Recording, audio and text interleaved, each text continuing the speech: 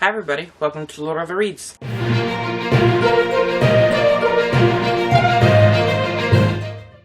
In today's video, we're going to be doing my July wrap-up. So I have 7 books to talk about. At the time that I'm filming this, I have completed my July TBR. However, the last book I finished in August. So that one will be on my August wrap-up because that's when I finished it. So besides that book, I have 7 books that I read in July that I'm going to give you my thoughts on. So we can go ahead and get started with the first book that I read in July, which is Fairest by Marissa Meyer. And this book is a short novella in the Lunar Chronicles, and it's a villain backstory on, like, the main villain that you follow throughout the Lunar Chronicles. And I really enjoyed this book. This was not on my July TBR. I filmed my July TBR a couple days into July, so this was just a short book that I picked up so that I had something to read before I had my main TBR. But this was definitely a interesting book because I love villain backstory. That's like one of my favorite types of books. And I think that one was done very well because you really get to sympathize for the villain, and in some villain backstories you don't actually understand why they turned out the way that they did, or you don't get to sympathize with them because you don't feel any pity for them. However, this book was fantastic in that you felt for the characters and you got a clear understanding of why the main character or the main villain is the way that she is. The Lunar Chronicles in a whole follows a girl named Cinder, and she's a cyborg mechanic, and she lives in a version of our world just after a post-apocalyptic in that setting. And she lives in New Beijing, and she meets the prince and then gets wrapped up in this whole political plot. There is forms of magic. The people of Luna, the people that live on the moon, because Earth colonized the moon, in their people, they are able to influence, like, the minds of other people, so they can control a person by playing and affecting their, I think it was called bioelectricity in the book, and they could tamper with that and be able to control a person. And in a, political setting, that was very interesting to follow. And so the main villain of the story is the queen of the lunar people. And in the novella, she was a very interesting character to follow, because from the very beginning you see why she's the way that she is, because of how cruel her family were, and how, because of her sister, she couldn't really have any of the things that she wanted, and how that affected the way she grew up and how she grew into the cruel ruler that she is, that you see throughout the Lunar Chronicles. And I just think it was a very well done villain backstory, and I think that if you enjoyed the Lunar Chronicles, that's definitely a good and informative book to pick up as to why the villain is the way that she is, and I think that it's a very enjoyable read that if you did like the Lunar Chronicles, it would be good to pick up because it does give a lot of good information and it's just a fun time. The next book that I read in July was Crooked Kingdoms by Leigh Bardugo. This was possibly my favorite book of the year so far. I think it has the potential to be on my best books of 2021. We'll see what else I read throughout the year. But it was definitely a very enjoyable book. So we follow 6 main perspectives. And all these characters are thieves of some kind. And most of them are in debt. And they need large amounts of money to pay off these debts. And they decide that they're going to go on this heist. It's a suicide mission pretty much. But if they succeed, then they'll have enough money to pay off all their debts and have lots of money left over. This is set in a very political world. So the Grishaverse in a whole, which is like the whole world, and the 3 series that are set in this world, there is a certain kind of magic, and certain people can harness elements. So some people can use fire, water, electricity, and they're called Grisha. And there are certain kingdoms, and the way that the certain nations view Grisha, it's a very, interesting way that those politics all weave together with, where the Grisha come from, and how some nations just don't like them and think that they're dangerous. And I've heard many bad reviews about, or people that didn't like the book say that they didn't like it because the main character, Kaz Brecker, his ability to scheme and come up with these big plots, that it's just too easy for him. And I understand, but I think that that's what the book was supposed to do. That was what his character was supposed to be. He was supposed to be able to build these big plots, and not all of his plots work. You understand that there are many things that he tries to do that just doesn't work.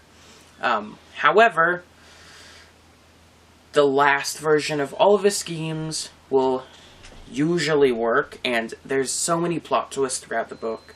So many times that he is making a plan, and then he doesn't actually follow that plan, and the reader doesn't know, and the characters don't know, and everyone finds out together. And those types of plot twists are some of my favorite, where the characters don't know, like the unreliable narrator. Those are always very fun, and this was a very enjoyable book. Possibly my favorite of the year so far. I can't figure that out yet, but I did really enjoy this book and would recommend the entire Grishaverse because it's just so fun and such an interesting magic system, and the politics are amazing, and just an overall fun experience that I would recommend to everyone. The next book I read in July was Kingdom of the Wicked by Carrie Maniscalco. This book follows a witch, and she summons a demon right after her sister is murdered. And she wants to find the murderer to get her revenge. And the demon she summons also has reasons as to why he wants to find this murderer for his own whatever he's trying to do. And it starts to become a romance throughout. So it's definitely a whole enemies to lovers type of book, because she doesn't like the demon doesn't like her, and then while they're working together for this common purpose to find this murderer, they start to fall in love. And this was a 3-star, only because it was confusing to me. At some points, I didn't understand the whole magic system, or just things that were going on. So that was the only reason that it was a 3-star. It was a good story, and I can't wait to see where it continues. It's just because I was having trouble understanding, it was just not up to a 4 or a 5-star. But I would still recommend.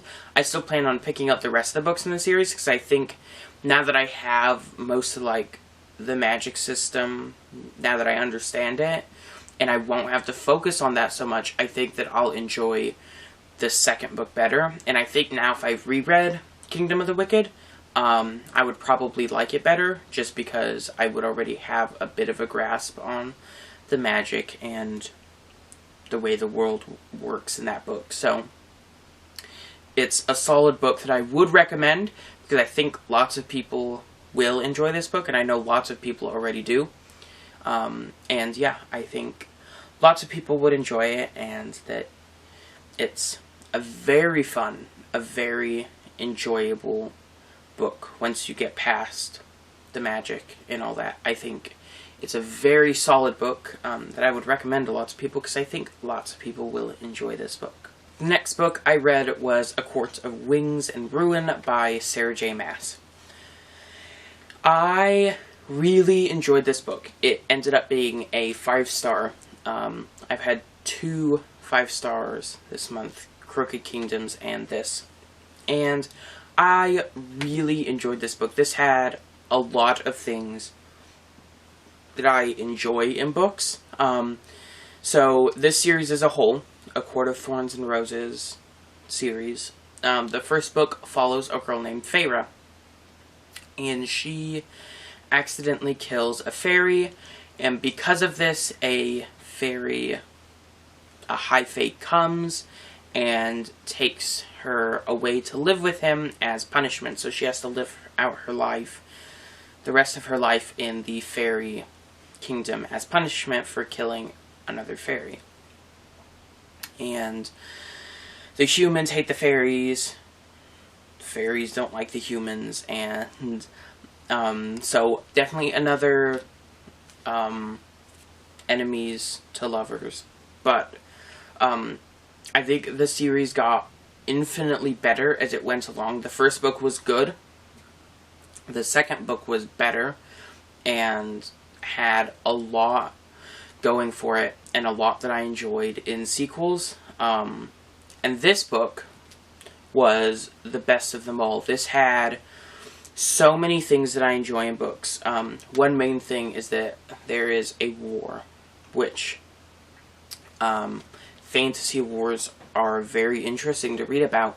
And I think something specific in reading about fantasy wars, things that I like, which it's common, but it's always fun, is when the main characters will send out their side characters to gather certain armies, and then at the end, when like all hope is lost, they'll start coming in one by one and winning. And that was something that I enjoyed, especially about The Lord of the Rings, and something that I will always appreciate in fantasy wars. I think it's a lot of fun to read about, and this book did it wonderfully. And I really appreciate how the series as a whole, how you start off one way with a certain set of characters and certain characters that you hate. And then in the second book, it all gets knocked on its head, and you end up really liking the characters that you never thought you'd like. And this book just completely cemented that. Throughout the first book, I really disliked Rysand, and in the second book, I really started to like him as a character.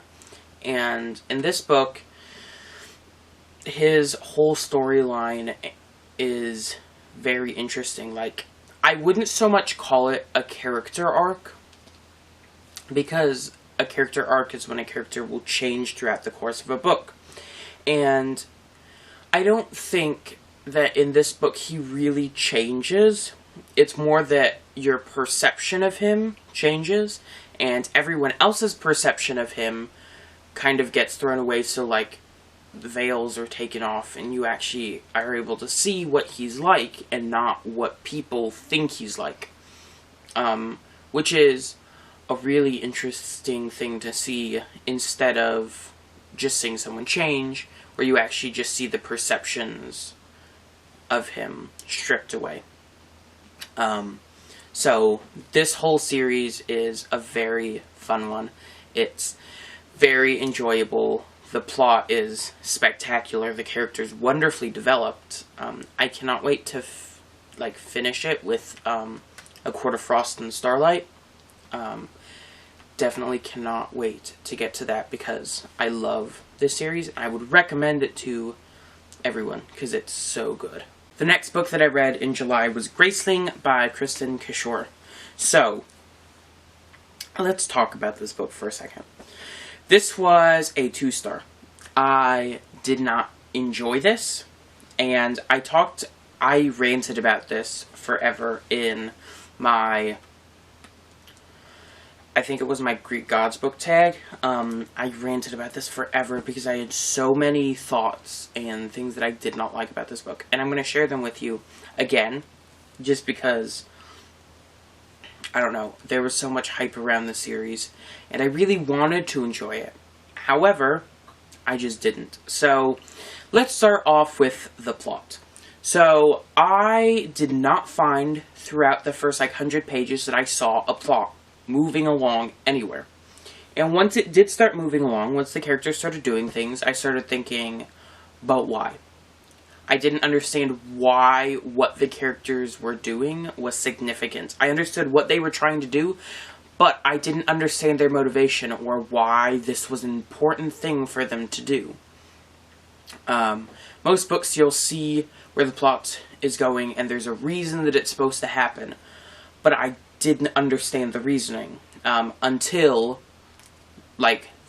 they were there doing it. I didn't understand any bit of reasoning or motivation until they were actually doing it.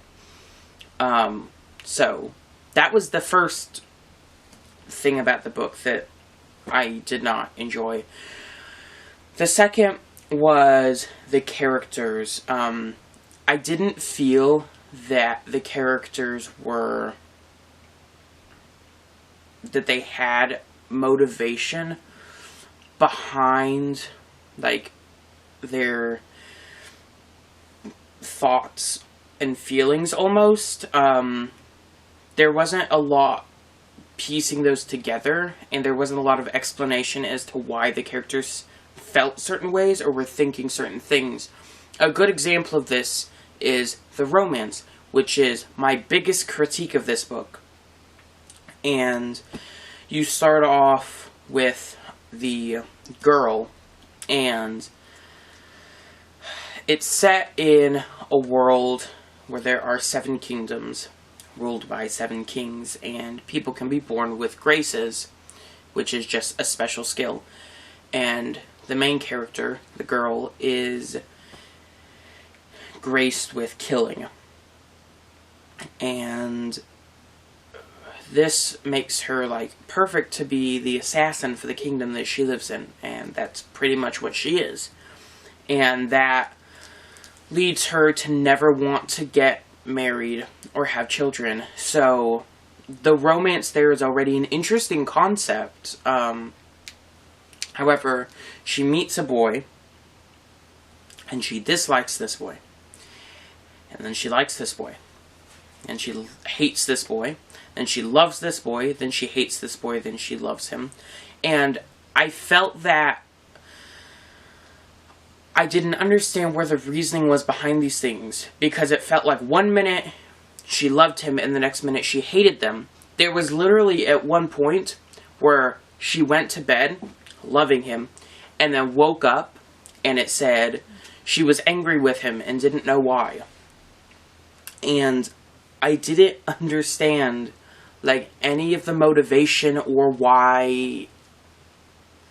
There was no, clear line as to why she hated him and why she loved him. And there was no, clear path. It was like zigzagging around with no real thing that's stringing them all together. And the romance would just have to be my biggest critique of the book. The ending of the book is good. It is definitely very enjoyable. It's just the beginning and the middle were not enough to... The ending was not enough to save what was happening in the beginning and the middle. So, definitely did not really enjoy this book. I am continuing the series in August just because I've heard that the future books in the series get better. So, especially the next book, Fire. So, I will continue, but I did not enjoy this book. I think there are lots of people that will. I just personally didn't, but I still think that if it sounds like something you're interested in, you will probably enjoy it more than I did, because I've heard so many people love it, and I just didn't. So, if you are interested in picking up the series, definitely do so, because I think lots of people will enjoy it just way more than I did. The next book I read in July was Muse of Nightmares by Leonie Taylor, and boy do I have some thoughts on this book. This was a high 4-star. I love this book. It was spectacular. And the first book in this series, Strange the Dreamer, we follow Laszlo Strange, and he is a librarian in the city of Zasmos, I think is how you pronounce the name of the city. And he grew up an orphan at a monastery. And since he was a boy, he was always interested in this city. And then one day when he was a boy, a very young boy, everyone forgot the name of the city, and it was replaced with Weep. So now everyone thinks of this city as being called Weep, even though they know that that's not the name. No one can remember the name of the city. And so he grows up and he studies this city and he learns the language, and at the time that the name of the city was lost, nobody since then has ever gotten into the city or has come out of it.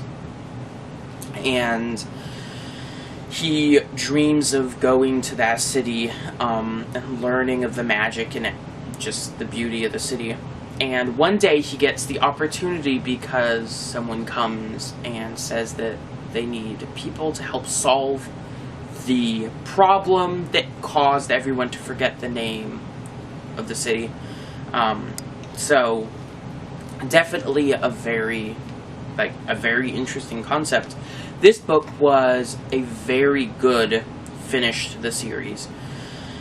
I think while I was reading this, it was really like seeing sleight of hand, which is an interesting thing to say about a book. It's like major deception, because throughout like the first 200 pages maybe, you're looking at a plot and you think it's going to go this way because the first like 200 pages are moving in one particular direction. And there are new, so there are chapters in here that are like past, from the past, and you're following new characters, like 2 characters, and I can't say too much because it would really spoil how this book goes, but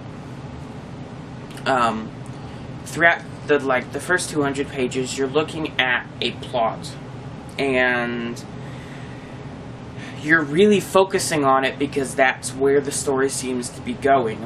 And then you're looking at it, and then all of a sudden something big happens over here that was building up to it, and if you would have just paid attention, you would have seen it. But you're too focused on this, so you don't see like this big build-up over here. And then all of a sudden this happens, and you're just left completely speechless because you had no clue that that's where it was going to go because you were too focused on this one plot that, while significant, is not the main plot of the story. And this book just blew my mind because I was so focused on the plot that it started with. And then, looking back, I see the buildup of what was happening, and I understand, like, there were so many hints dropped as to what was going to happen. And I was so focused on this one thing that when this happened, I was not okay. I could not think straight because everything was just thrown around and upside down, and I didn't understand anything that was happening. But this book was just a roller coaster, and it was so much fun. I loved this. I so wish that there were more books, like, in the series, because the characters were so fun to follow, and anything else that Leonie Taylor writes, I will read, because this was just, the writing of this, and the overall plot, and the character construction, and the world building, it was all spectacular. I would love to get to A Daughter of Smoke and Bone. That is a big priority, is to read that, and then I will read anything that she writes, because so good. Like, this book blew my mind in so many ways, and I think so many people need to read this book, because it's spectacular. So, if you have not read it, I highly recommend. Please pick it up. It's amazing. The last book that I read in July was Under the Green Hill by Laura L. Sullivan. So, this was a bit of a disappointment. This was a 3-star, which isn't bad. It was just, I expected this to be a 5-star. Because the plot just sounded so enjoyable. So we follow 4 siblings, and a disease is sweeping the United States, so they have to leave the United States, and they go to live with their great aunt and uncle in England, and they live, like, out in the countryside, so very little chance of them getting this disease. And they go on a 7th summer, and every 7th summer, the fairies wage war, and if they pick 2 human champions, so each fairy court, there are 2 fairy courts, each fairy court has to pick a human champion, and if the war doesn't happen, nothing green will ever grow again, and the world is, like, doomed at that point. So the oldest boy gets chosen, and if he doesn't carry out his part, the world is in big trouble. And that just sounded so fun to me, like, such an interesting concept. However, I felt that it dragged on a bit. The beginning was kind of slow, because you didn't really get any of the fantasy elements until, like, 100 pages in, which is, like, a third of the book.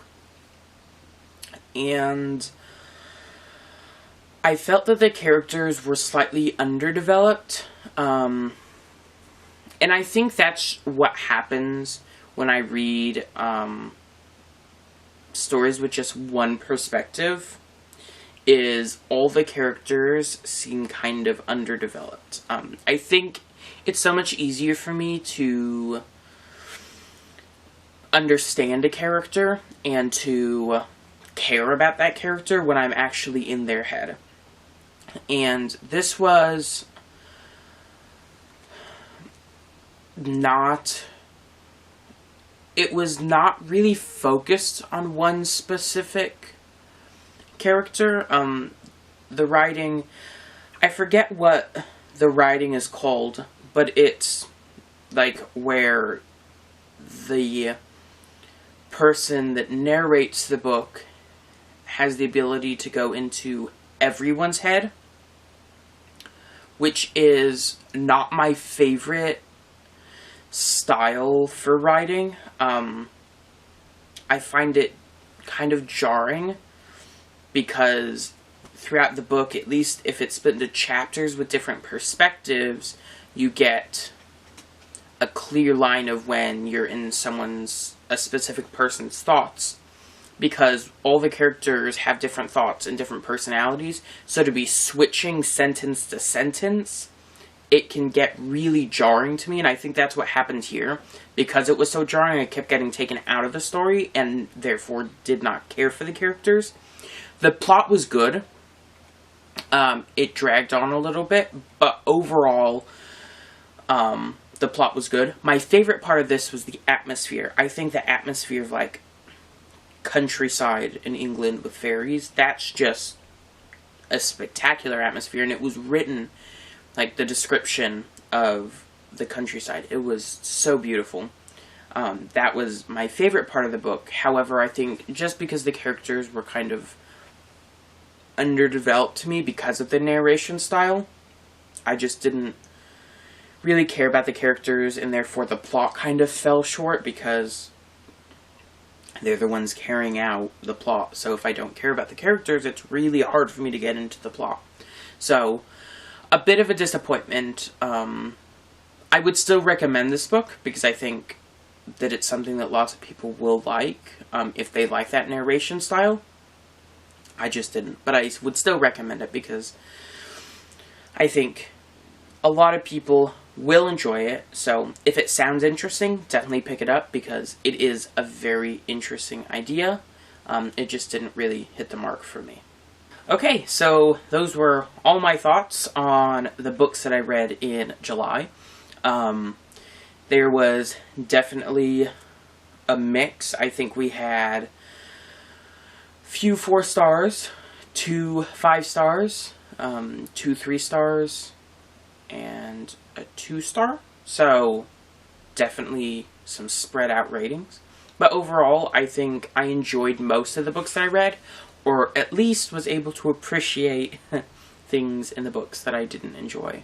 But I'm very excited for reading in August.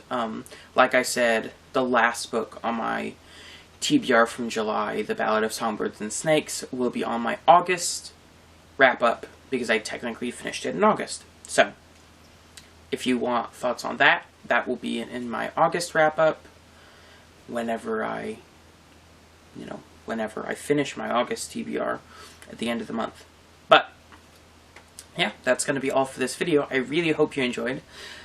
Please don't forget to like and subscribe, and let me know what your favorite book was that you read in July, and just overall how your reading went. And with that, I'll see you in my next video. Bye!